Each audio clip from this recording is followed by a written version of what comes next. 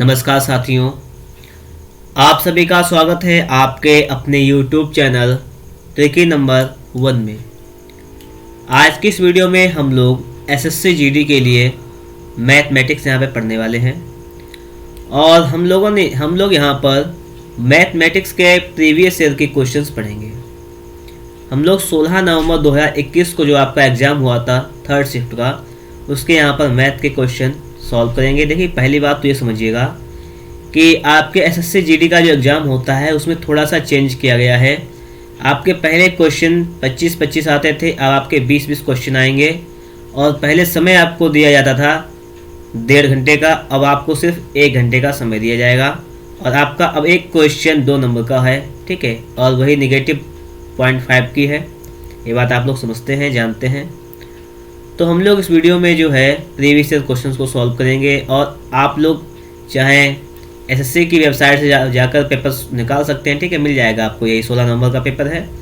तो हम लोग इसमें 25 क्वेश्चन सॉल्व करने वाले हैं। हम लोग देखेंगे कि प्रीवियस ईयर क्वेश्चन का लेवल क्या रहा था और उसी के अकॉर्डिंग हम लोग अपनी तैयारी को बेस्ट करने का प्रयास करेंगे। तो आप लोगों के सामने यहाँ पे देखिएगा, अगर हम लोग बात करें तो आपके सामने यहाँ पर क्वेश्चन नंबर 1 आ चुका है। पहली बात तो आप ये सुनिएगा कि आपको वीडियो देखना है 360p में, ठीक है, बिल्कुल साफ दिखाई देगा आपको। अगर इससे कम में है तो आपको साफ नहीं दिखाई देगा, तो इसलिए आप लोग वीडियो को 360p में देखिएगा। पहला सवाल पढ़ते हैं। सवाल नंबर 1 कह रहा है, इसको देखिएगा कि जब किसी वस्तु के विक्रय मूल्य में 164 रुपये की वृद्धि की जाती है तो 12% की हानि 8.5% के लाभ में बदल जाती है। वस्तु का विक्रय मूल्य ज्ञात कीजिए, ठीक है, वस्तु का विक्रय मूल्य ज्ञात कीजिए। आप लोग मेरी इस बात को समझना और आप लोग सवाल को बहुत जल्द सॉल्व कर सकते हैं। जैसे अगर वस्तु का क्रय मूल्य, ठीक है, कितना था, मान लेंगे 100 रुपये था, इसलिए बात समझिएगा।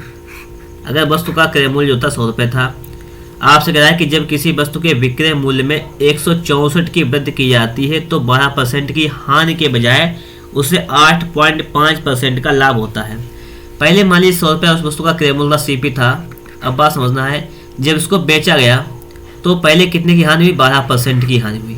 ये तो है, पहले क्या हुई, 12% की इस पर हानि हुई, लॉस हुआ। फिर जब इसे दोबारा बेचा गया, कितना, 164 रुपये की वृद्धि करके, तो इस पर 8.5% का इस पर लाभ हुआ, प्रॉफिट हुआ। ये तो है, प्रॉफिट हो गया। आप लोग थोड़ी बात ये समझिएगा कि इसे जो बेचा गया था वो कितने पर बेचा गया था। इसे बेचा गया है 164 रुपये की वृद्धि करके, तभी तो बेचा गया इसको, 164 रुपये की वृद्धि करके बेचा गया। अब आप लोग ये समझिएगा, पहले 12% का घाटा था, अब 8.5% का फायदा हो रहा है, तो इसके बीच का डिफरेंस निकालिएगा। देखिए, 12% का घाटा उसको पूरा किया, 8.5% का प्लस फायदा हुआ, तो इन दोनों को जोड़ लो पहले आप लोग, तो कितना हो जाएगा, 20.5%। ये तो हो जाएगा 20.5%। इसका मतलब क्या है कि 20.5% की आपको यहाँ पर वैल्यू क्या दी गई है, वैल्यू आपको दी गई है 164 और आपसे क्रय मूल्य पूछ रहा है। अब अगर हम उसको परसेंट मान लें 100%, तो 100% मान सकते हैं क्रय मूल्य को, या 100 रुपये मान लीजिएगा। और आपसे यहाँ पर 100% की आपसे यहाँ पर वैल्यू पूछ रहा है, तो हो जाएगी आपकी 164 बटा 20.5, ये आ जाएगा और गुणा हो जाएगा आपका 100।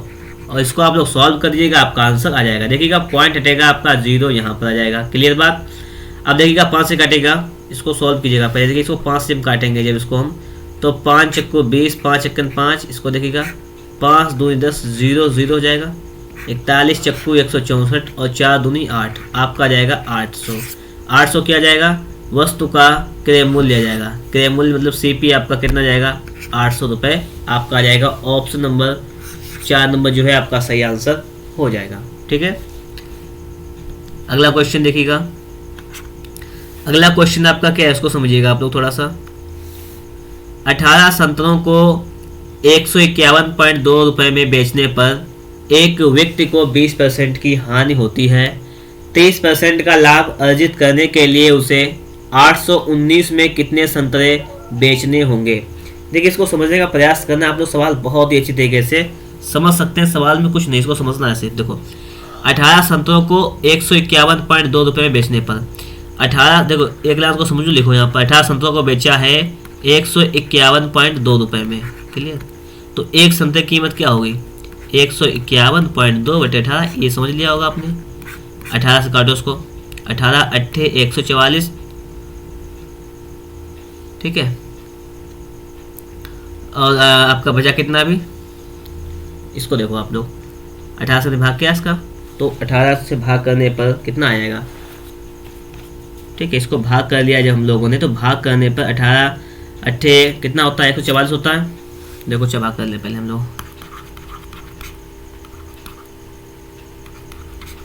ठीक है। कितना बचा आपका? 7 और 0.2, 8 ने 18 और 18 चौक 72, तो 8.4 आ जाएगा भाग करने पर। ये तो क्लियर बिल्कुल। अब समझो यहाँ पर 18 संतरों को इतने में बेचने पर एक व्यक्ति को 20% की हानि होती है। अगर हम एक संतरा की कीमत निकालें तो आ जाएगी 8.4 रुपये, जो कि 20% की हानि वाला है। तो हम अगर हानि को कंप्लीट कर लें, अगर हानि ना हो रही होती तो कितने बिकता वो निकालो। तो एक संतरा की कीमत निकाली है, आई 8.4, हानि हो रही थी तब। अगर हानि ना हो, 20% की हानि हो रही थी, हानि अगर ना हो तो निकालेंगे तो हो जाएगा 100/80। इसको निकाल दो आप लोग, इसको सॉल्व को पॉइंट देगा, 0 आपका नीचे आ जाएगा, ठीक है। तो 0 से आपका 0 खत्म, 8 से भाग कर दो तो 8 एकन 8, 8 दहाम 80, 8 पंचे 40, 10.5 रुपये। अब समझो यहाँ पर जो एक संतरा की कीमत जो है वो है 10.5 रुपये, 10.5 रुपये है अगर उस पर हानि नहीं हो रही है तब। अब कहता है कि 30%, अब देखो यहाँ पर जो लिखा हुआ है कि 30% लाभ अर्जित करने के लिए उसे 819 में कितने संतरे बेचने होंगे। अब देखो यहाँ पे समझ लो, बस सवाल लग गया आपका। यहाँ पर सिर्फ इतना देखना है कि 819 रुपये है टोटल, भाग करना है। एक से संतरे की कीमत है 10.5 रुपये और इस पर हमें लाभ कितना लेना है? 30%। तो कर लेंगे इस पर लाभ, 30% का लाभ लेंगे तो जाएगा आपका संतरे की कीमत 130/100। बस इसको सॉल्व कर लो, आपका आंसर आ जाएगा, ठीक है। समझ गए आप लोग? पॉइंट हटाया हो गया आपका, 10 आ जाएगा नीचे यहाँ पर, 0 से आपका 1 0 खत्म हो जाएगा। बराबर देखेंगे तो जाएगा आपका 819, 100 है भाग में तो ये गुणा कर लेंगे ऊपर 100 और बटे में आपका आ जाएगा यहाँ पर 105 × 13, 13 से इसको काटो, 3 6 78, 13 3 39, ठीक। 21 पंचे 21, 105, 21 3 63, 5 से इसको काटेंगे, 5 दूनी 10 0 और 3 दूनी 6 60, क्या आ जाएगा? 60 आ जाएगा। तो 60 का मतलब क्या है कि कितने संतरे बेचने होंगे? उसे 60 संतरे बेचने होंगे। ऑप्शन नंबर जो 3 है वो आपका राइट आंसर हो जाएगा, ठीक है। तो मैंने आपको यहाँ पे पूरा समझाने का पूरा प्रयास किया है कि आप सबसे पहले एक संतरे की कीमत निकालेंगे, उसको हानि से हटाकर उसकी टोटल कीमत निकालेंगे, उसको हानि ना होती हो तो उसके बाद लाभ निकाल के डिवाइड कर देंगे, 1 से भाग कर दीजिएगा, 1 की कीमत से आ जाएगा आपका। क्लियर? अगला है कि एक नाव 52 मिनट में कुल समय में 52 मिनट के कुल समय में धारा की विपरीत दिशा में 10 किलोमीटर और धारा की दिशा में 11 किलोमीटर की दूरी तय कर सकती है। यदि धारा की चाल, हमें देखिए कि धारा की चाल 5 किलोमीटर प्रति घंटा है, तो धारा की दिशा में नाव की चाल ज्ञात कीजिए। अब देखिए बात समझना है थोड़ी सी आपको, यहाँ पर बात क्या समझना है? आपसे यहाँ पूछा है धारा की दिशा में नाव की चाल, ये तो समझा गया। देखिए एक तो इसको ऑप्शन से लगा सकते हैं, जल्दी लग जाएगा, और अगर हम लोग थ्योरी से लगाएंगे थोड़ा लॉन्ग में पहुंचेगा, तो हम लोग उसको ऑप्शन से लगाएंगे, ठीक है। तो यहाँ पे पूछ रहा है कि धारा की दिशा में नाव की चाल, तो पहले हम नाव की चाल मान लेंगे, धारा की दिशा में बात की बात। अगर हम नाव की चाल मान लें, कोई एक ऑप्शन मान लें, यहाँ पर 5 का डिफरेंस तो है ही इनमें। अगर हम मान लें कि नाव की चाल जो है वो 25 किलोमीटर प्रति घंटा, हमने होगा मान लिया, ठीक है। अभी ऑप्शन माना हमने 25 किलोमीटर प्रति घंटा है नाव की चाल। तो अब धारा की दिशा में कितनी हो जाएगी? धारा की दिशा में, धारा की चाल में नाव की चाल जुड़ जाएगी, तो धारा की चाल कितनी है? 5 किलोमीटर, देखो ये लिखा हुआ है 5 किलोमीटर प्रति घंटा, और नाव की कितनी मानी? 25, तो कितनी हो जाएगी धारा की दिशा में? ये हो जाएगी 25 5 30 किलोमीटर प्रति घंटा। और धारा की अगर विपरीत दिशा में बात करें, विपरीत दिशा में, तो विपरीत दिशा में कितनी हो जाएगी? विपरीत दिशा में लिख लीजिएगा, तो विपरीत दिशा में नाव की चाल से धारा की चाल घट जाएगी, तो 25 से 5 जाएगा, बचेगा 20 किलोमीटर प्रति घंटा, ठीक है। यही तो है। अब है कि धारा की दिशा विपरीत दिशा में 10 किलोमीटर जाती है, समय कितना लगेगा टोटल? देखिए समय होता है, फॉर्मूला आप जानते हैं, दूरी बटे चाल, दूरी बटे चल फॉर्मूला होता है। अब देखो आप लोग, विपरीत दिशा में 10 किलोमीटर, दूरी कितनी है 10 किलोमीटर है, विपरीत दिशा में चाल कितनी है 20 किलोमीटर, तो समय लग गया 10 बटे 20 घंटा। प्लस धारा की दिशा में 11 किलोमीटर, दूरी कितनी है 11 किलोमीटर, धारा की दिशा में चाल कितनी है 30 किलोमीटर, यही तो है। तो बस यहाँ से समय निकाल लेंगे, टोटल समय आपका यहाँ से आ जाएगा। देखो समय 52 आ रहा है या नहीं, ये चेक कर लो पहले, तो इसको सॉल्व कर लो। 0 से 0 कैंसिल, 2 30 का लासा 15 30 आ जाएगा, 2 15 आ जाएगा, तो 15 प्लस 11 बराबर आ जाएगा आपका यहाँ पर 26 बटे 30, ठीक है, घंटा समय आ गया इतना। तो घंटा को मिनट में बनाने के लिए 60 से गुणा करते हैं, तो इसको 60 से गुणा कर देंगे तो ये मिनट में आ जाएगा, फिर 2 आ जाएगा, यह आ जाएगा 52 मिनट। 52 मिनट मतलब क्या है कि आपका यहाँ पर 52 मिनट लगता है, तो 52 मिनट आपका आंसर आ गया। इसका मतलब कि मैंने जो नाव की चाल मानी थी, देखिए यहाँ पर एक ऑप्शन से क्लियर हो रहा है, पहले ऑप्शन से ही क्लियर हो गया कि हम लोगों ने जो नाव की चाल मानी थी वो कितनी थी 25 किलोमीटर प्रति घंटा, ये तो थी, ये मानी थी मैं, तो ये बिल्कुल सही हो रहा है। यहाँ पर पूछ रहा है कि धारा की दिशा में नाव की चाल ज्ञात कीजिए, धारा की दिशा में, तो धारा की दिशा में पूछ रहा है तो कितनी हो जाएगी 30 किलोमीटर प्रति घंटा, मतलब ऑप्शन नंबर जो है 3 आपका राइट आंसर हो जाएगा। ठीक है, समझ गए आप लोग यहाँ पर। चलिए आगे देखते हैं अगला क्वेश्चन जो कि अब आपके सामने यहाँ पर लिखा हुआ है, इसको देखिएगा कि एक व्यापारी ने एक वस्तु का मूल्य इस प्रकार अंकित किया कि उसे उस वस्तु के क्रय मूल्य पर 28% का लाभ अर्जित हो। उसने इसे अंकित मूल्य पर 15% की छूट देकर बेच दिया। उसका वास्तविक लाभ परसेंट कितना था, ये पूछा गया। अब देखो, अगर मैंने आपको बताया था अगर वीडियो की क्वालिटी साफ नहीं आ रही तो इसको आप लोग 360p में देखिएगा, ठीक है। तो एक व्यापारी ने एक वस्तु का मूल्य इस प्रकार अंकित किया कि उसे वस्तु के क्रय मूल्य पर 28% का लाभ अर्जित हो। जैसे अगर वस्तु का क्रय मूल्य CP जो था, अगर उसका वो कितना हो, अगर 100 रुपये हो, CP अगर वस्तु का 100 रुपये हो, तो उसने अंकित कितना किया, इसे उसने अंकित किया है इस पर क्रय मूल्य पर 28% का लाभ अर्जित हो, ठीक है, इस प्रकार से अंकित कर दिया। तो उसका मार्क प्राइस वो कितना हो जाएगा 28% का लाभ, मतलब 128 रुपये लिख दिया उस पर। उसके बाद है उसने इसे अंकित मूल्य पर 15% की छूट देकर बेच दिया। अंकित मूल्य 128 रुपये, इस पर कितना छूट दे दिया 15% की छूट पर बेच दिया। तो जो इस पर 128 पर 15% की छूट दे दी, इस पर छूट निकाल दो, 5 से 15, 5 दूनी 10 0, तो उसको 3 से गुणा करो, 3 8 24 का 4 लगा 2, 3 2 6 2 8 3 3 बटे 2 0 0 हटा पॉइंट लग गया, 3 2 से काटा 2 1 2 दूने बटा पॉइंट 2, ठीक है 19.2 कितना आ गया 19.2, मतलब 19.2 की छूट दे दी, फिर बेच दिया। 128 रुपये जो थे उस पर उसने छूट दे दी कितनी 19.2 रुपये की, तो 8 पॉइंट यहाँ पे 9, यहाँ पे 17 बचा 17 9 हो जाएगा 8.8। तो मतलब क्या हुआ जाके यहाँ पर जो अंतर इसका गया है वो कितना आ जाएगा 108.8 आ जाएगा। मतलब 100 रुपये की चीज़ को इसने अंक बढ़ा के दिया था, 28% बढ़ा के अंकित किया था, मतलब उस पर 15% की छूट देने के बाद उसने वस्तु बेची है 108.8 रुपये की बेची है, मान लीजिएगा। तो पूछ रहा है तो उसे कितना वास्तविक लाभ हुआ, वास्तव में कितना लाभ हुआ 100 रुपये की चीज़ को अगर 108.8 में बेचेगा तो कितना लाभ होगा, आप कहेंगे 8.8 रुपये का, और यही परसेंट में हमारा आ जाएगा, ठीक है, क्योंकि हमें 100 माना है इसलिए 8.8%। अगला सवाल है कि एक दुकानदार ने 1200 में 150 पेन के भाव से पेन खरीदे, 1620 में 180 पेन के भाव से बेच दिए। उसका लाभ परसेंट या हानि परसेंट कुछ भी हो ज्ञात करना है। एक दुकानदार ने 1200 में 150 पेन खरीदा है, 150 पेन खरीदे 1200 में, एक पेन की कीमत कितनी हो जाएगी 1200 बटे 150, 0 0 खत्म, 15 8 120, 8 रुपये में खरीदा, ये खरीदना हो जाएगा, ठीक है। एक पेन खरीदा 8 रुपये में, बेचा कितने में, सेल कितने में किया, एक पेन सेल किया है 1620 बटे कर लेंगे 180, 16 नेमा 162, 9 रुपये में बेचा है पेन। अब आप ये बताओ इसमें लाभ होगा या हानि, अगर हम एक पेन 8 रुपये में खरीदे 9 में बेचे तो फायदा होगा ना, लाभ होगा हमें, तो हानि वाले तो ऑप्शन हो नहीं सकता, तो ये वाला तो हो नहीं सकता, आपका हानि नहीं हो सकता। कितना लाभ हुआ, अब देखो पेन कितने थे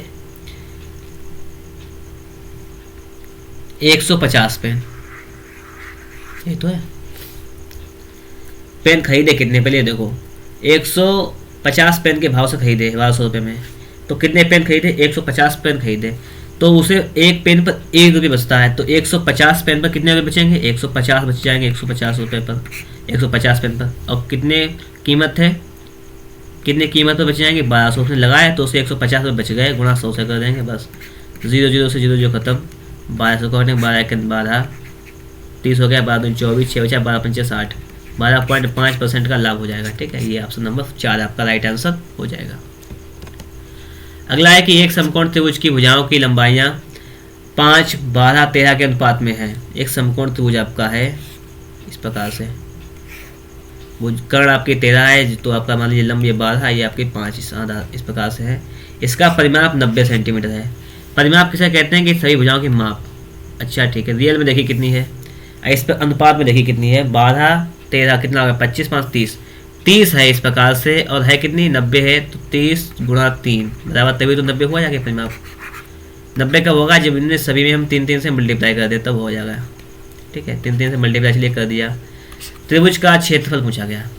समकोण त्रिभुज का क्षेत्रफल होता है 1/2 आधार गुणा ऊंचाई होता है।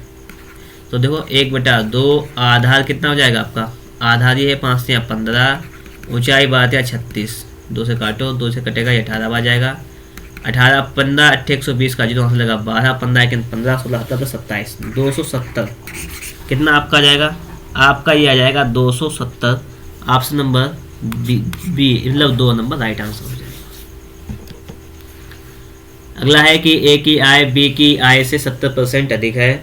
सी की आय ए और बी की संयुक्त आय के 20% के बराबर है। ए की आय सी की आय के कितने % कम है, आपसे सवाल ये पूछा गया है। ठीक है, अब देखो आप लोग इस सवाल को किस प्रकार से सॉल्व करेंगे, ये चीज़ हमें यहाँ पर समझना है। सवाल हमारा सॉल्व हो जाएगा, कैसे सॉल्व होगा ये देखो आप लोग। जैसे आपसे कहा गया है कि ए की जो आय है, देखिए आपसे क्या कहा गया, आपसे कहा गया कि ए की आय यहाँ पे समझो बी की आय से 70% अधिक है। ये कहा गया कि ए की आय जो है वो बी की आय से 70% अधिक है। तो अगर इसकी 100 है तो इसकी कितनी जाएगी 170। क्लियर, तो अगर आप 0 से 0 कैंसिल करते हैं तो कोई दिक्कत नहीं, समझ गए होंगे आप लोग यहाँ पर। फिर आगे है कि सी की आय जो है ए और बी की आय से के 80% के बराबर है। कि सी की जो आय है वो ए और बी की आय के 80% के बराबर है। अगर ये 100 है तो ये 80 है, इसका मतलब ये है। तो ए की आय सी की आय से कितने % कम है ये पूछा गया आपसे। तो पहले तो देखो यहाँ पर अगर हम ए बी की बात करें तो ए बी की टोटल आय 27 हो रही है, यहाँ पर 100 है, यहाँ पर 100 27 हो रही है। अच्छा, तो आपको यहाँ पर क्या करना है, थोड़ा सा काम ये करना है, थोड़ा सा समझो। 0 से आप अगर ये 0 कैंसिल कर दें तो यहाँ पर इसकी आय 10 है, यहाँ पर 27 है। तो हम लोग क्या करेंगे, यहाँ पर 27 है, यहाँ पर देखिए ए बी की टोटल आय हुई 27, यहाँ पर कितनी है 10।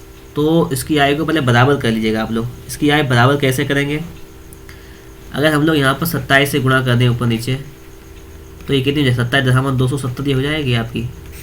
और 8 7 56 का अच्छी यहाँ से लगा 5 8 2 16 5 की 216 ही हो जाएगी। क्लियर, और इधर देखिएगा 17 10, अगर हम लोग यहाँ पर 10 से गुणा करेंगे फिर से मान लीजिए तो कितना जाएगा 170 और बटे 100 2 जोड़ लेंगे तो 270। हाँ समझिएगा आप लोग यहाँ पर कि ए और बी की जो आय है वो कितनी है, ए की आय जो बी की आय से 70% अधिक है। तो अगर बी की आय 100 है तो ए की 170 हो जाएगी। क्लियर हुई बात, इसको हमने 0 क्यों काट दिया, ना काट दो तो भी कोई दिक्कत नहीं। और यहाँ पे है कि सी की आय ए और बी की संयुक्त आय, संयुक्त मतलब जोड़ लो उनकी आय से, तो इसके 80% के बराबर है। तो हमने क्या किया, ए और बी की आय को यहाँ पर दोनों की जगह बराबर किया है। तो ये कितनी हो जाएगी, दोनों जगह ये 270 यहाँ पर भी 270 है बस। अब हम लोग देखेंगे सवाल हमारा कह रहा है कि ए की आय सी की आय से कितना % कम है। तो ए की आय कितना कम है सी की आय से, तो ए की आय कितना कम है, तो ए की आय जो है वो है आपकी कितनी है 170 है, और सी की आय कितनी है 216 है। तो ए की आय कितनी कम है, तो आप कहेंगे देखिए 170 216 कितना कम है, ये 46 कम है। किससे, सी की आय से 216 से गुणा कर लेंगे 100, तो आपका ये % में आ जाएगा। ठीक है, और जब इसका आप लोग डिवाइड करेंगे तो डिवाइड करने पर आपका 21 पॉइंट समथिंग आएगा। कितना जाएगा 21 पॉइंट समथिंग में आएगा, मतलब 21.3 आपका राइट आंसर आ जाएगा। डिवाइड करके आप लोग स्वयं देख सकते हैं। ठीक है, चलिए आगे देखते हैं। अगला क्वेश्चन है कि एक कार अपनी यात्रा के पहले 41 किलोमीटर की दूरी 45 मिनट में तय करती है और शेष 23 किलोमीटर की दूरी 35 मिनट में तय करती है। कार की औसत चाल पूछी गई है। अब देखिए औसत चाल के लिए फॉर्मूला होता है, औसत चाल पूछी गई, इसके लिए फॉर्मूला है आपका कुल दूरी और बटे में आ जाएगा कुल समय। कुल दूरी कितनी हो जाएगी, देखो 41 ये है और 23 ये है, तो 41 प्लस 23 ये हो जाएगी किलोमीटर में, काय में हो जाएगी किलोमीटर। और समय आपका कितना कितना है 45 मिनट और 35 मिनट।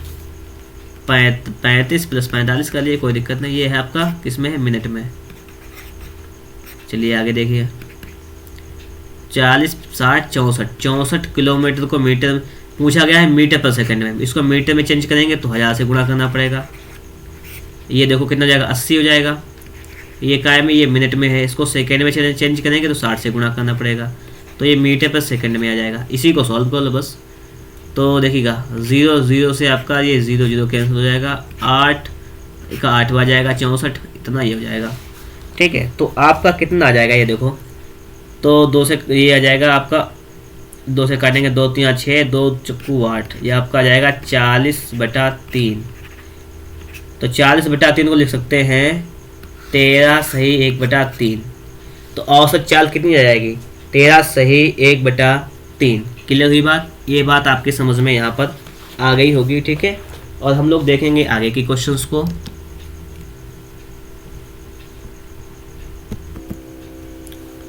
तो सवाल आपका है, देखिएगा इसको।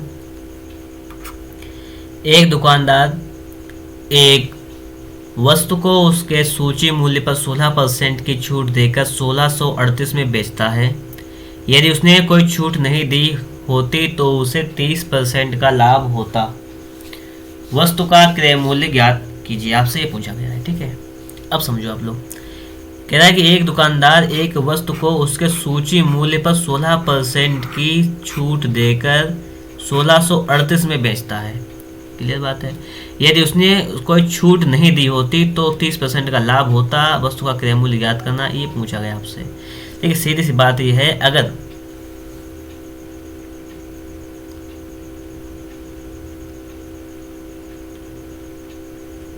सूची मूल्य अगर इसका समझना आप लोग,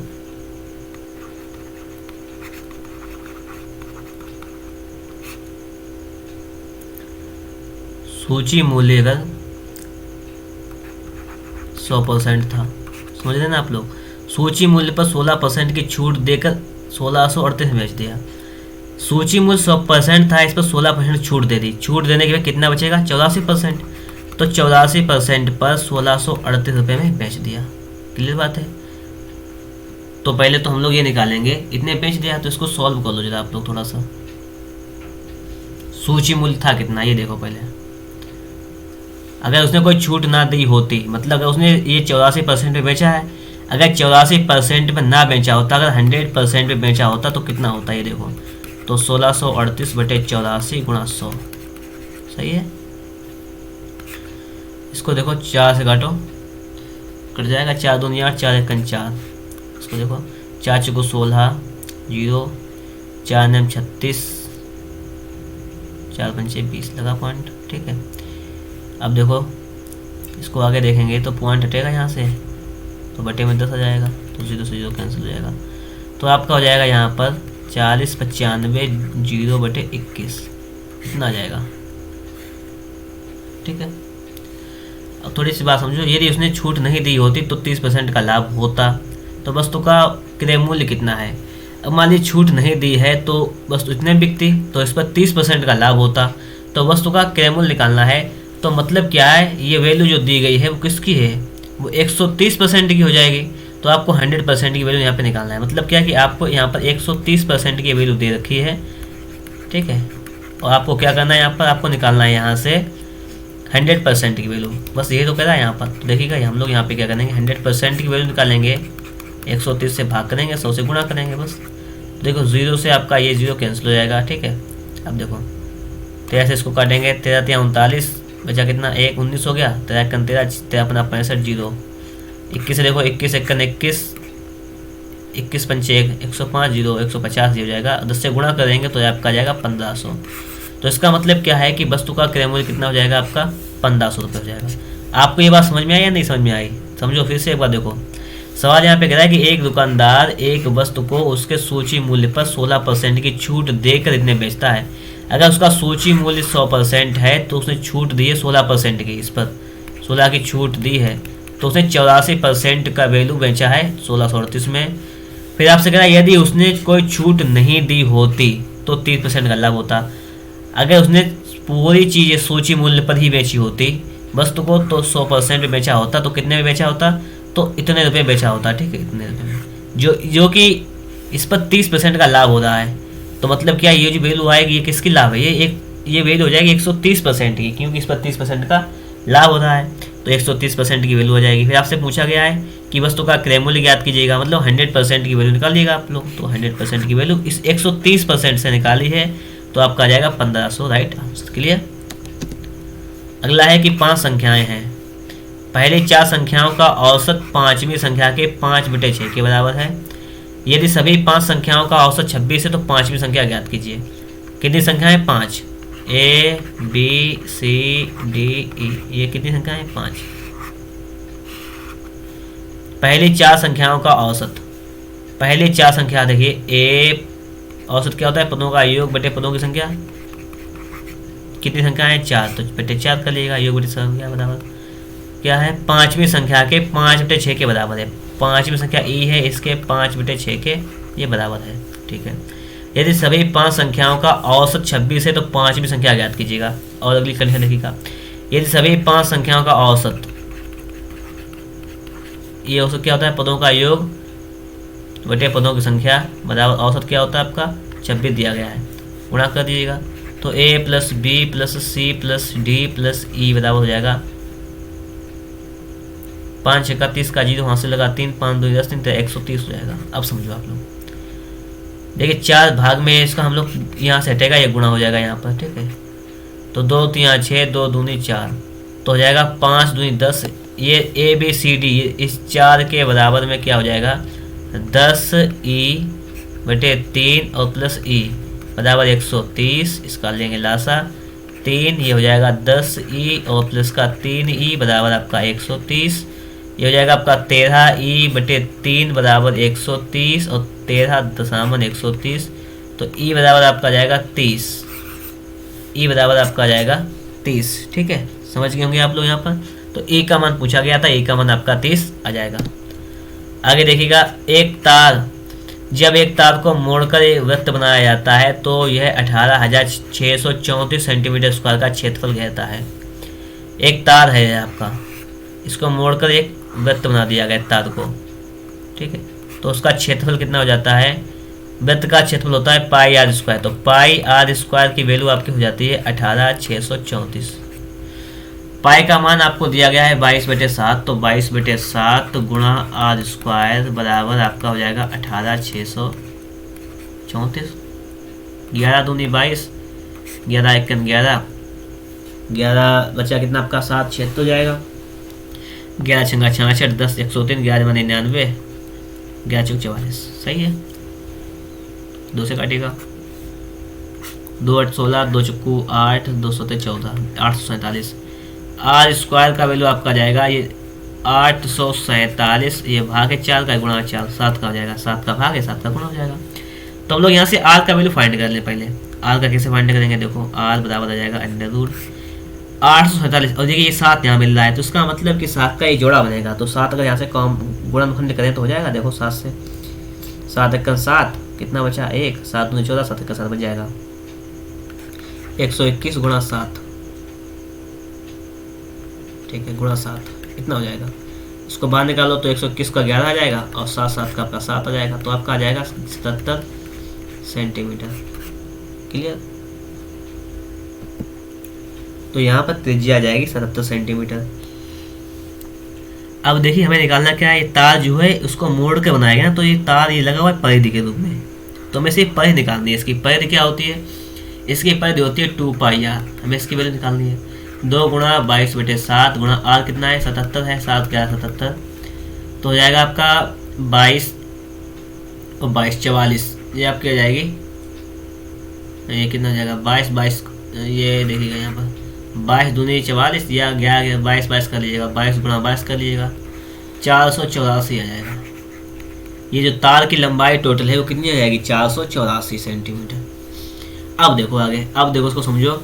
इसी तार को एक आयत बनाने के लिए मोड़ा जाता है, ये तार जो है एक आयत बनाने के लिए मोड़ा जाता है, ठीक है।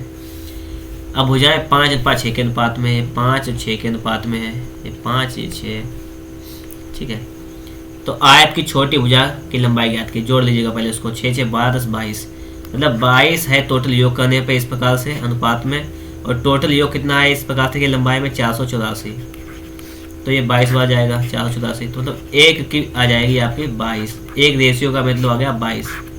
और यहाँ पे छोटी भुजा पूछी गई है आपसे, आयत की छोटी भुजा की लंबाई, छोटी कितनी है 5, आपकी आयत की छोटी भुजा कितनी है, छोटी भुजा आपकी हो जाएगी 5, तो 5 का 22 में मल्टीप्लाई करेंगे, 22 पंचे आपका जाएगा 110 सेंटीमीटर, 110 सेंटीमीटर आपका राइट आंसर हो जाएगा, ठीक है।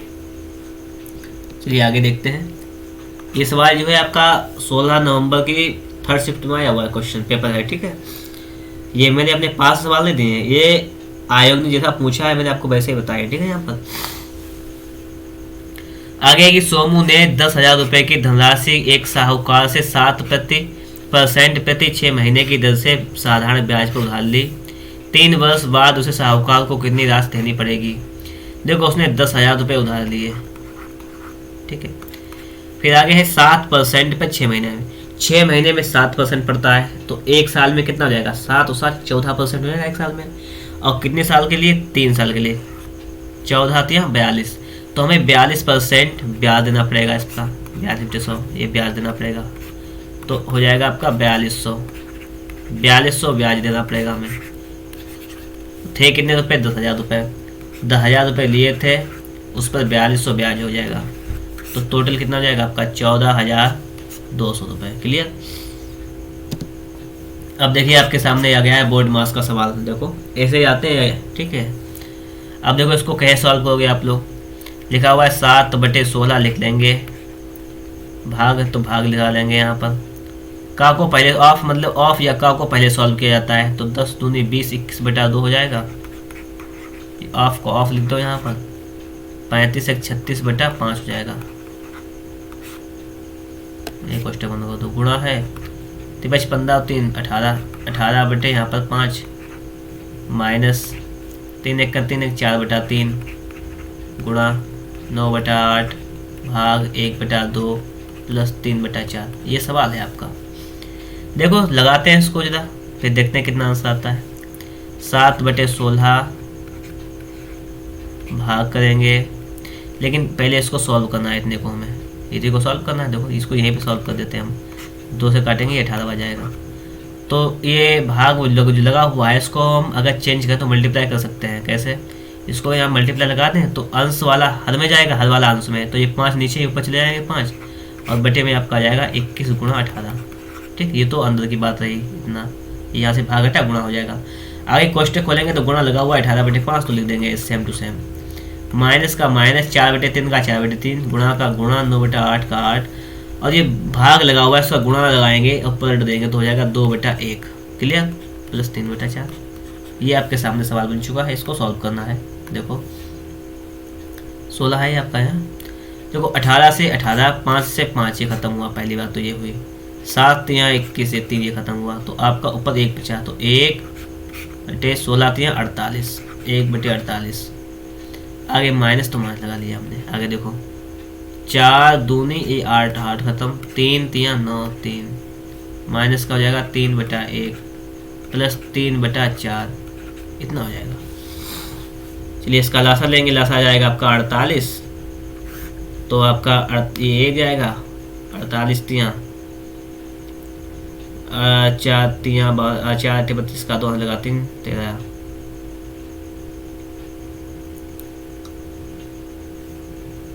देखिए 48 का 3 में मल्टीप्लाई कर लो खाली बस, 8 24 का 4, हाथ से लगा 2, 3 चुकी 12, 13 14 144 हो जाएगा, और प्लस का 4 है 12 3 36, तो हो जाएगा आपका यहाँ पर 37। मतलब हो जाएगा आपका 1 नहीं आपका हो जाएगा एक ये 36 है, 37 माइनस 144 बटे 48, ये है आपका। इसको सॉल्व करो, कितना बचता है आपका, देखो ये बचेगा आपका माइनस का 107 बटे 48 बच रहा है आपका। तो आपका मतलब ऑप्शन नंबर 4 वाला जो है वो आपका राइट आंसर हो जाएगा। ठीक है, तो देख लीजिएगा इस टाइप का सवाल आता है बोर्ड मार्क्स का, क्योंकि आपको जो पेपर कराए जा रहे हैं प्रीवियस ईयर के, तो यही पेपर ये एग्जाम में आए हुए थे। चलिए आगे देखते हैं। दो ऊनी जैकेटों ए और बी के मूल्य जो हैं, ए और बी के मूल्य जो है वो अनुपात दिया गया है 7:9। यदि जैकेट ए का मूल्य बी के मूल्य से 380 रुपये कम है, ए का मूल्य बी से 380 रुपये कम है। आप देखिएगा अनुपात में ए का मूल्य कम है 7 है, बी का 9 है, कितना कम है 2 रेशियो में कम है। और जिसकी वैल्यू आपको 380 दी गई, 2 की वैल्यू 380, 2 1 2, 2 9 18 0, 1 की वैल्यू कितनी है आपकी 190 है। तो जैकेट बी का मूल्य ज्ञात कीजिए, बी का मूल्य निकालना है, बी का मूल्य है कितना 9 है, तो 1 का वैल्यू जब 190 है तो 9 का निकालना है, 9 गुणा 190 कर लो, 19 9 171, तो हो जाएगा आपका 1710। कितना हो जाएगा आपका 1710। आगे देखिए, यदि 6225 रुपये की धनराशि को 3 हिस्सों में इस प्रकार बांटा जाए कि पहले हिस्से का 4 गुना, दूसरे हिस्से का 5 गुना, तीसरे का 7 गुना बराबर है, तो पहले और दूसरे हिस्से के बीच अंतर बताइए। देखिए, यदि इस प्रकार बांटा जाए कि पहले हिस्से का 7 गुना, पहला हिस्सा वाली ए है इसका 4 गुना, दूसरा हिस्सा के 5 गुना, दूसरा हिस्सा बी है अगर तो इसका 5 गुना, और तीसरे हिस्से का 7 गुना, तीसरा सी है इसका 7 गुना बराबर है, तो ये बराबर है, ये भी बराबर है, ये बराबर है।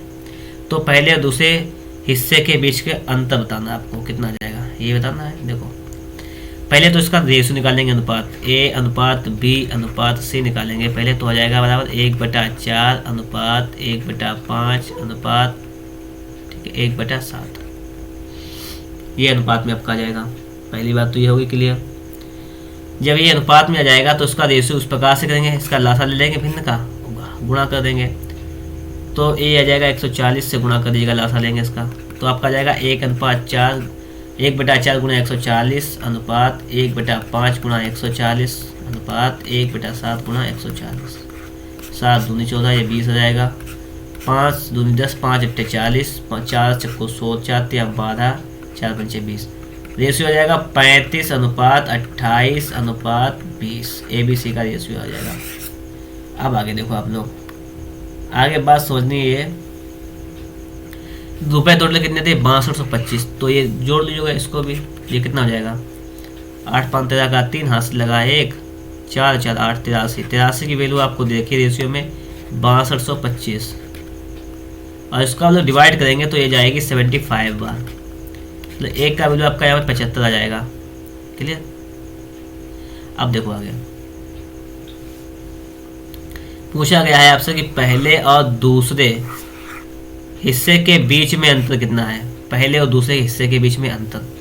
देखो पहले का हिस्सा है 35, दूसरे का है 28, इनके बीच का अंतर कितना है, अंतर है 7, तो 7 का वैल्यू आपसे पूछा गया है 7 का, 1 का 75, 7 से गुणा कर 75 गुणा करेंगे 7 से, 7 35 का 5, 3 7 21 22 23, 7 49 50 51 52, ये आपका हो जाएगा 525 का, कितना जाएगा 525। समझ गए आप लोग। तो आपको ये बात सारी समझ में आ गई होगी अच्छी तरीके से। वीडियो अच्छा लग रहा हो तो इसे आप लोग एक बार लाइक कर दीजिएगा। चैनल पर नए हैं आप लोगों ने अभी तक चैनल को सब्सक्राइब नहीं किया है तो चैनल को सब्सक्राइब भी जरूर कर लीजिएगा, ठीक है। अब देखते हैं अगला सवाल। यदि निम्न 6 प्रेक्षणों दिए गए का औसत 12.5 है तो प्रथम 3 प्रेक्षणों का औसत कितना होगा।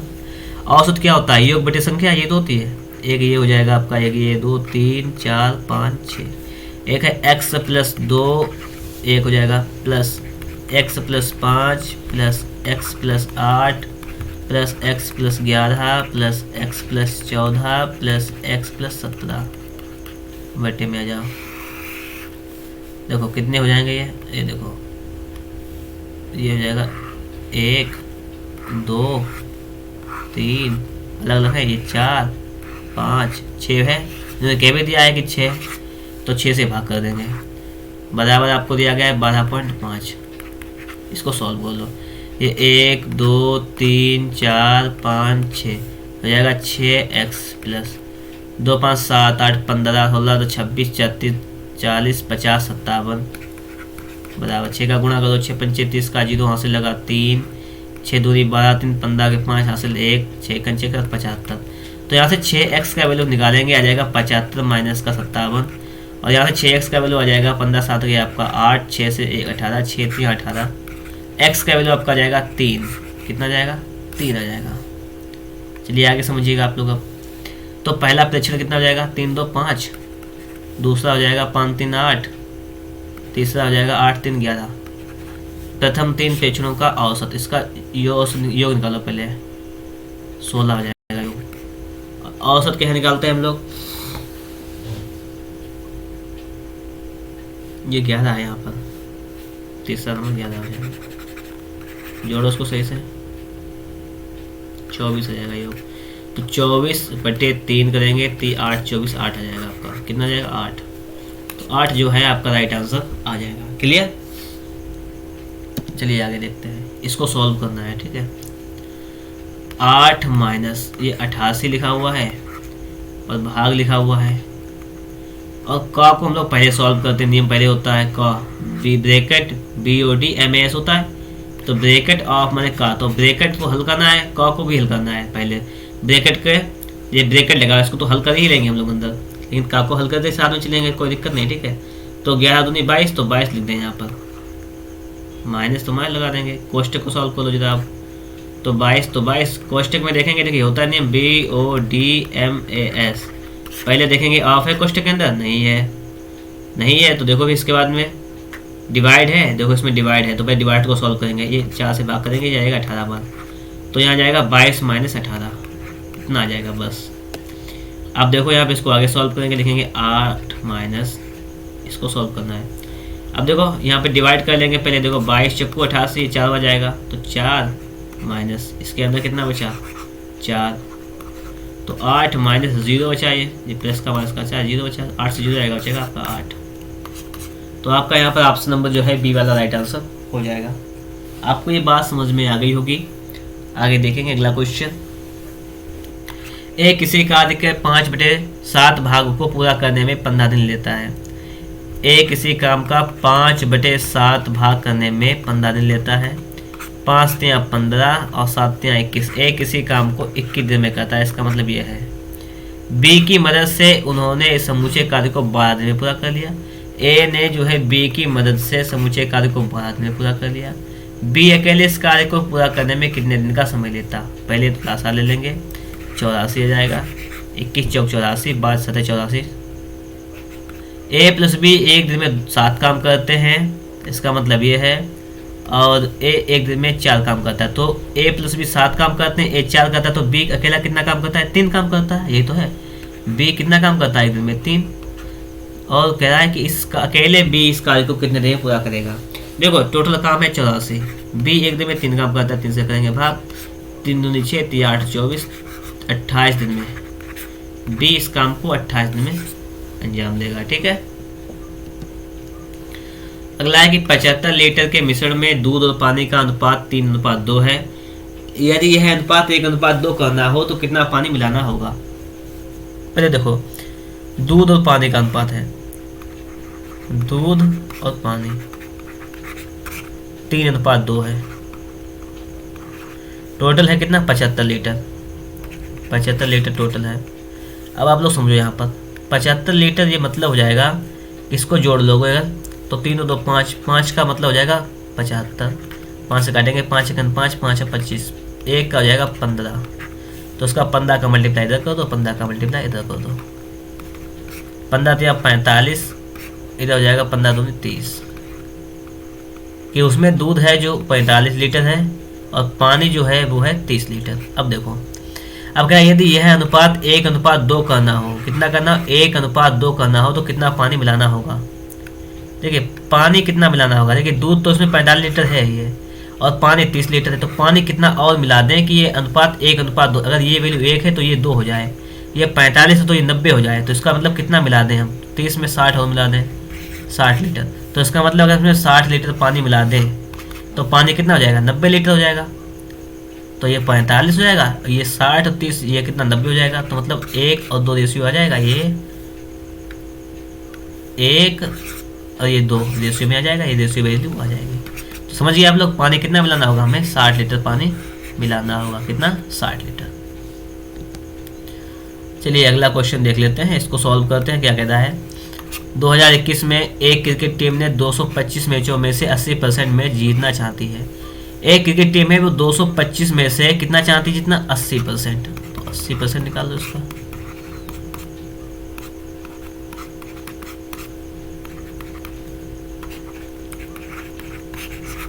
मतलब क्या है कि 2021 में एक क्रिकेट टीम जो है 225 में से 80% में जीतना चाहती है, मतलब 180 मैच जीतना चाहती है। पहली बात हुई, पहले से खेले जा चुके 120 मैचों में सफलता तो 70% है। 120 मैच खेले गए जिसमें से 70% उसने जीते हैं, मतलब 84 मैच जीत लिए, ये मैच जीते हैं। जीतने 180 मैच हैं। अब ये बताओ आप लोग यहाँ पर मैच बचे कितने हैं? लक्ष्य तक पहुँचने के लिए शेष मैचों में सफलता दर कितनी होनी चाहिए? देखो 180 जीतने हैं, 84 मैच जीत लिए हैं, तो मैच कितने जीतने को बकाया है आप देखेंगे तो 96 मैच भी जीतने हैं। ठीक है, ये जीतना है। टोटल मैच कितने बकाया है? अब देखो 120 हो चुके हैं, मैच थे 225, मैच बचा कितना आपका? 105 मैच बचे हैं। गुणा करेंगे 100, ये परसेंटेज में आपका आ जाएगा। 5 दूनी 10 0, 5 दूनी 10 21 आ जाएगा। ठीक है, इतना ही हो जाएगा। 2 से और गुणा करेंगे तो 0, 2 6 12 का 2 हाथ लगा, 2 बैठा 19, 1920 बट 21 से भाग करेंगे, ये तो है 19 नेवा 189, कितना हो जाएगा? 30, 19 51 19, वो सॉरी 21, 1 मिनट देखो 21 नेवा 189 हो जाएगा। हाँ 21 51 21, तो आपका 9 लिख जाओ। ठीक है, तो आपका आ जाएगा 91 सही 9/21, कितना जाएगा? 9/21। इसको सॉल्व कर लो थोड़ा सा चाहे। 3 3 9, 3 7 21, तो 91 सही 3/7% आ जाएगा। क्लियर हुई बात? अगला देखिएगा, 3 संख्याएं दी गई हैं, इनका लासा दिया गया है 2415। दूसरी और पहली संख्या का अंतर पूछा गया है। देखो 3 संख्या अनुपात में है। अगर हम लिख लें 3 संख्या आपकी, अगर 3x संख्या 1 5x है, 1 7x है, तो इनका लासा एलसीएम कितना हो जाएगा? देखो पहले देखेंगे कॉमन क्या मिल रहा है, x मिल रहा है तो x लिख लेंगे, फिर 3 5 7 ये सब लिख लेंगे, तो ये हो जाएगा लासा आपका। यह है 2415। यहाँ से सॉल्व करके पहले आप लोग x का मान निकालेंगे। क्या करेंगे? x का मान निकालेंगे। देखो इसको सॉल्व करो, 3 से काटेंगे 3 8 24, 3 5 15, 5 से काटेंगे 5 1 5, 5 1 30, 5 1 5, 7 से काटेंगे 7 दूनी 14, 7 21। x का मान आपका 23। क्लियर? आपसे पूछा गया है दूसरी संख्या और पहली संख्या का अंतर। दूसरी कितनी है? 5x, पहले कितनी है? 3x। इनका अंतर निकालो। 5x माइनस 3x कितना जाएगा? 2x। कितना जाएगा? 2 गुणा 23, 23 दूनी 46, ये 46 हो जाएगा। ठीक है, अगला देखिएगा सवाल नंबर 22। ए बी सी एक साथ मिलकर किसी निश्चित कार्य को 10 दिन में कर सकते हैं। ए बी और सी एक साथ मिलकर किसी निश्चित कार्य को 10 दिन में कर सकते हैं। ये 10 दिन में कर सकते हैं किसी कार्य को। आगे देखो, ए जो है बी से 20% अधिक कार्यकुशल है। ए जो है वो बी से 20% अधिक कार्यकुशल है। इसका मतलब अगर ये 100 काम करता है तो ये 20 ज़्यादा करता है, 120, 2 6 12, 2 5 10, ये आ जाएगा। फिर आगे सी जो है वो बी से 50% कम कार्यकुशल है। सी जो बी से 50% कम, ये 100 है तो ये 50 कम, मतलब 50 है, ये आपका आ जाएगा 1/2। बी अकेले इस कार्य को कितने दिन में पूरा कर सकता है, ये पूछा गया है। पहले तो आप बी का मान बराबर कीजिए। बी यहाँ पर है, बी यहाँ पर भी है, बी 5 यहाँ पर है तो 2 से इधर मल्टीप्लाई कर देंगे, यहाँ से 2 है तो यहाँ 5 से मल्टीप्लाई कर देंगे। ये हो जाएगा आपका 12/10 और ये हो जाएगा आपका 5/10। तो यहाँ पर आपका A ratio B ratio C कितना आ जाएगा, ये देखो पहले, ये 12 रेशियो 10 रेशियो 5, ये आ जाएगा। 5, ठीक, केवल 5 है, 15 नहीं है वहाँ पे। अब देखो कह रहा है कि बी अकेले इस कार्य को कितने दिन में पूरा कर सकता है। ए बी सी तीनों काम करते हैं तो 10 दिन में काम पूरा होता है। अगर ये तीनों काम करें तो एक दिन में काम करता है ए 12, बी काम करता है एक दिन में 10, सी काम करता है एक दिन में 5। तीनों काम करें एक दिन में, तो एक दिन में कितना करेंगे, 12, 10, 22, 5, 27। एक दिन में 27 काम करेंगे तीनों करें तो एक दिन में कितना काम करेंगे तीनों, 27। और काम होता कितने दिन तक है, 10 दिन तक होता है, तो 10 से गुणा करेंगे तो मतलब 270 काम करना है। कितना, 270 काम, इतना करना है। अब देखो बी अकेले इस कार्य को कितने दिन में पूरा करेगा, तो बी जो है वो कितने दिन में पूरा करेगा ये निकालना है। तो बी लिखेंगे यहाँ पर 270 टोटल काम है, और बी कितने दिन पूरा करता है, बी काम पूरा करता है, बी एक दिन में 10 काम करता है। एक दिन में कितना काम करता है, 10। तो 270 काम है, बी जब एक दिन में 10 काम निपटाएगा तो कितने दिन में निपटाएगा टोटल काम, 27 दिन में। बी जो है वो 27 दिन में सब काम निपटाएगा। समझ गए आप लोग यहाँ पर। चलिए अगला देखते हैं। और अगला क्वेश्चन है कि एक निश्चित राशि पर 4% वार्षिक ब्याज की दर पर 2 वर्षों में प्राप्त चक्रवृद्धि ब्याज 1530 है। समान राशि पर समान दर पर समान अवधि में प्राप्त साधारण ब्याज कितना होगा। अब देखो एक निश्चित राशि पर 4% वार्षिक ब्याज की दर पर 2 वर्षों में प्राप्त चक्रवृद्धि ब्याज इतना है। देखो 4% वार्षिक है तो एक साल का 4%, फिर दूसरे साल का 4%, फिर तीसरे साल का 4 गुणा 4/100, ये हो जाएगा चक्रवृद्धि ब्याज के लिए। क्लियर। तो कितना हो जाएगा, 4 4 8 और प्लस 16 मतलब 0.16, तो आपका हो जाएगा 8.16%, ये हो जाएगा। और ये है कितना, 1530। मतलब आपको यहाँ पर वैल्यू जो दिया गया है वो दिया गया है चक्रवृद्धि ब्याज के हिसाब से 8.16% की वैल्यू है 1530। पूछा गया है कि समान राशि पर समान दर पर समान अवधि में प्राप्त साधारण ब्याज कितना होगा। देखो साधारण ब्याज कितना हो जाएगा, पहले साल का 4%, दूसरे का 4 मिलाकर हो जाएगा आपका 8%। तो बस आपको 8% की वैल्यू निकालनी है। तो 8% की वैल्यू कितनी हो जाएगी, 1530 बटे में हो जाएगा आपका 8.16 और गुणा में हो जाएगा आपका 8। बस ये तो करना है हमें, यहाँ से निकल के आ जाएगी वैल्यू उसकी। देखो कैसे, ये पॉइंट हटेगा यहाँ से, 00 ऊपर आ जाएगा। पहली बात तो ये हुई आपकी। 8 से काटो उसको, 8 1 8, 0 8 दूनी 16, ठीक है। ये बात यहाँ तक समझ में आ गई आप लोगों के। अब देखो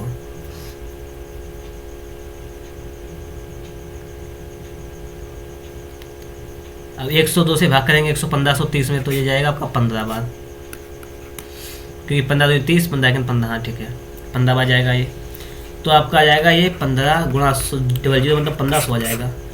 तो बस ये आपका हो जाएगा 1500 रुपये। क्या आ जाएगा ये, 2 वर्ष में समान राशि पर समान दर पर साधारण ब्याज जो है आपका 1500 रुपये आ जाएगा। क्लियर। संख्याएं आपको 3 दी गई हैं, इनका मासा जो है वो x है, तो x के अंकों का योगफल क्या हो जाएगा। अब देखो आपके सामने लिखा हुआ है 2091, 3485 और 4879, 3 संख्याएं हैं। इसका मासा निकालना है। सबसे पहले मासा के लिए शॉर्ट क्या होती है, इसका अंतर निकालिए आप लोग दोनों का। तो 5 से 1 जाएगा 4 बचेगा, 8 से 9 जाएगा नहीं, यहाँ से लेंगे। 18 से आपका जब 9 जाएगा तो 7 बचेगा, नहीं 18 से आपका 9 जाएगा तो आपका कितना बचेगा, 9 बचेगा। यहाँ पे 3 बचेगा, यहाँ पर आपका 3 से 2 जाएगा 1 बचेगा, 1394 बचेगा। इसका अंतर निकालिएगा। 9 से 5 जाएगा 4, यहाँ से देखिए 17 से 8 जाएगा 8 चला जाएगा, 9 बचेगा आपका। यहाँ बचा आपका है 7 से 3 4 जाएगा 3 बचेगा, यहाँ से आपका 1 बचेगा, मतलब 1394 बचेगा। इधर भी बच गया, इधर भी बच गया। अब देखिए इसका मतलब जैसे यहाँ पर जो मासा निकलता कैसे है, हमें वो भी तो पता होना चाहिए। देखिए तो मासा निकलने की ये ट्रिक यहाँ पे ये होती है कि जो संख्या आपकी यहाँ पर आती है, चलिए इसका कलर चेंज करो थोड़ा सा। जैसे यहाँ पर आपकी जो भी संख्या जो आती है आपकी, तो मासा या तो वो संख्या होती है या उसका गुणक होता है, बस ये होता है। 1394 यहाँ पर भी आ गई, 1394 यहाँ पे आ गई, तो मासा या तो 1394 होगा या इसका गुणक होगा। लेकिन देखेंगे हम लोग मासा जो संख्या आती है उसका सभी संख्या में भाग चला जाता है। लेकिन अगर हम 1394 का भाग करेंगे 2091 में, नहीं जाएगा। तो इसका मतलब है कि ये 1394 नहीं होगा। तो फिर क्या होगा, फिर हम 1394 के फैक्टर करेंगे। चलिए इसके फैक्टर करिएगा, 2 और 2 छंग 12, 2 नेम 18, 2 सतह 14। इसका हम करेंगे 2 गुणा 697। ठीक है, इतना कर लेंगे। अब देखिए, अब देखेंगे 697 इसका गुणक है या नहीं है, उसका सभी में भाग ज़्यादा नहीं ज़्यादा। अगर हम इसका भाग करेंगे 2091 में तो 3 बार 3 7 21 का 1 यहाँ से लगा 2, 3 27 28 का 9 लगा 3 2 20, सही है। 3 बार इसमें ज़्यादा है। ठीक है, 5 बार जाएगा लगभग आपका ये 3495 में, और 8 नहीं ये जाएगा 7 बार चला जाएगा इसमें 4897 में। मतलब आपका जो मासा वो आ जाएगा, इस प्रकार से निकालेंगे, मासा आपका आ जाएगा 697। पूछा गया है x है तो x के अंकों का योगफल, अंकों का योग 6 + 9 + 7 ही निकालना है ना, 15 7 22 22 हो जाएगा। तो 22 हो जाएगा आपका राइट आंसर। ठीक है, चलिए लास्ट क्वेश्चन है, इसको देखिएगा। एक निश्चित वार्षिक साधारण ब्याज की दर पर कोई धनराशि 7 वर्ष में स्वयं से 70% अधिक हो जाती है। देखिए पहली बात तो यहाँ से परसेंटेज मिल जाएगी। 7 वर्ष में स्वयं से 70% अधिक हो जाती है। 100 रुपये थे, समझा हमने, 7 वर्षों बाद स्वयं के 70% अधिक हो जाते हैं। 70% मतलब 70 रुपये बढ़ जाते हैं, 170 हो जाते हैं। कितने दिनों बाद, 7 वर्षों बाद। मतलब 7 वर्षों में कितने बढ़ते हैं, 70 रुपये बढ़ते हैं। मतलब क्या है, 1 वर्ष में बढ़ता है 10 रुपये। परसेंटेज देखें तो 10%। तो यहाँ पे दर आपकी आ जाएगी कितनी, दर यहाँ पर आपकी आ जाएगी 10%। दर कितनी आ जाएगी, 10% आ जाएगी। अब कह रहा है आपसे 8,000 रुपये की धनराशि पर समान ब्याज दर पर 3 वर्ष में प्राप्त चक्रवृद्धि ब्याज ज्ञात कीजिए। 3 वर्ष में प्राप्त चक्रवृद्धि ब्याज। देखिए 8,000 रुपये मूलधन हो गया, चक्रवृद्धि ब्याज का सूत्र होता है, ये होता है मिश्र धन बराबर। फॉर्मूला देखिए क्या होता है, बता दें आपको, फॉर्मूला बता दें। एक होता है मिश्र धन बराबर होता है ए बराबर P × 1 + R/100 पावर n। ये मिश्र धन बराबर होता है। ठीक है, इसको लगा दो इधर। तो ये आपको यहाँ पर ए निकालने हैं पहले। आपको मूलधन दिया गया है, ये P होता है मूलधन, × 1 + R कितना है 10/100 में कितना 100 लिख देंगे, पावर n कितना है 3 बस 3 कर देंगे। इसको सॉल्व कर दो। 8,000 गुणा 0 0 खत्म, 10 × 10 11, 11/10, 11/10, 11/10, 0 0 0, ये 3 यहाँ से निपटा है। तो आपका आ जाएगा 8 गुणा 1331, 11 का घन होता है 1331। तो 8 × 8, 8 × 24 का 4 यहाँ से लगा 2, 8 × 24 25 26 का 6 यहाँ से लगा 2, 8 × 8 2 10, 10,648 हुआ जाके, ये हुआ जाके टोटल मिश्र धन। मतलब 8,000 रुपये प्लस चक्रवृद्धि ब्याज दोनों मिला के इतना हुआ जाके। लेकिन आपसे पूछा क्या गया, आपसे पूछा तो केवल गया है चक्रवृद्धि ब्याज पूछा गया। तो हम लोग क्या करेंगे, ये टोटल जो आ गया हमारा 10,648, इसमें से हम लोग क्या करेंगे 8,000 घटा देंगे। तो 8 4 6 2 कितना 2,648 आ जाएगा। मतलब सी नंबर आपका जो है ऑप्शन वही राइट आंसर हो जाएगा। ठीक है, तो इस प्रकार से हम लोगों ने यहाँ पर 25 क्वेश्चन पूरे कंप्लीट किए हैं। आपके यहाँ पर देखिएगा 25 क्वेश्चन कंप्लीट मैंने किए हैं। लेकिन आपको पता है कि आपके जो एग्ज़ाम में क्वेश्चन कितने आने वाले हैं, आपके एग्ज़ाम में केवल और केवल क्वेश्चन जो आएंगे वो आएंगे 20 क्वेश्चन। और आप लोग देखिएगा, आप लोगों ने इसका लेवल देख लिया होगा कि किस लेवल के क्वेश्चंस आते हैं। ठीक है, आपको लेवल पता हो गया लेवल किस लेवल के क्वेश्चन आते हैं, तो इसी लेवल के क्वेश्चन आएंगे। आपका वर्ड मास भी आएगा, इसी टाइप का दिया गया होगा। नहीं, लोग बता देंगे सिंपल से आता है, मैथ सिंपल होता है। देखिए सिंपल कुछ नहीं होता है। जब तक आप उस चीज़ की प्रैक्टिस नहीं करेंगे तब तक वो चीज़ आपको सिंपल लगेगी ही नहीं। तो मेन चीज़ क्या है कि अगर आप लोग बेहतर तैयारी को करना चाहते हैं तो आपको फर्स्ट क्या करना होगा कि तैयारी को बेहतर करने के लिए आपको पढ़ाई करनी होगी, सीधी सी बात है। तो आपको हमारे इस चैनल पर जो है रीजनिंग की क्लासेस मिलेंगी, मैथ की क्लासेस मिलेंगी, और आपकी जो भी डिमांड होंगी, जैसे अगर आपकी डिमांड हिंदी की हुई तो आपको हिंदी की भी क्लासेस प्रोवाइड कर दी जाएंगी। अगर आपकी जीके की डिमांड है कि जीके दीजिएगा तो आपको जीके की भी क्लास मिलेंगी, इसमें कोई प्रॉब्लम वाली बात नहीं है। अगर आपको वीडियो अच्छा लगा हो तो उसे आप लोग एक बार लाइक कर दीजिएगा। चैनल पर नए हैं, चैनल को सब्सक्राइब नहीं किया है तो चैनल को सब्सक्राइब कर दीजिएगा। वीडियो को दोस्तों के पास शेयर भी जरूर कर दीजिएगा। मिलेंगे हम आपको एक नेक्स्ट वीडियो में, नेक्स्ट पेपर के साथ, नेक्स्ट टॉपिक के साथ। वीडियो देखने के लिए आपका बहुत बहुत